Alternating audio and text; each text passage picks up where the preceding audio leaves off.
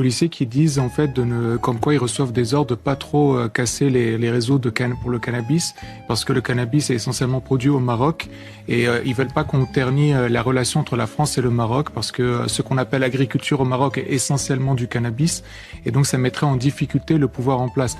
Voilà ce que disent certains policiers sur le terrain. Pas tous, et on rappelle effectivement que la cocaïne arrive à flot depuis l'Amérique latine. Je parlais du cannabis. C'est pour ça que je fais la distinction, et que c'est véritablement un enjeu de santé publique absolument majeur. Je n'ai pas entendu un seul responsable français ces dernières années pointer du doigt le Maroc, premier producteur de résine de cannabis. Le premier producteur mondial de résine de cannabis. Alors que tous les jours, ils disent lutter contre le trafic de drogue et en premier lieu du cannabis, du trafic de cannabis.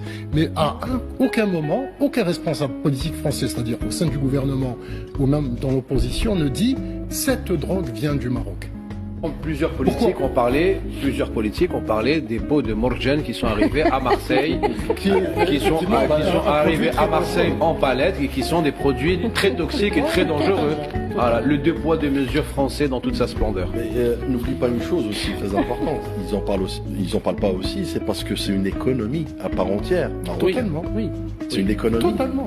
Qui est au sommet la pyramide de cette économie, bien sûr, c'est le roi, bien sûr. La famille royale. Il y a des dividendes, évidemment. Et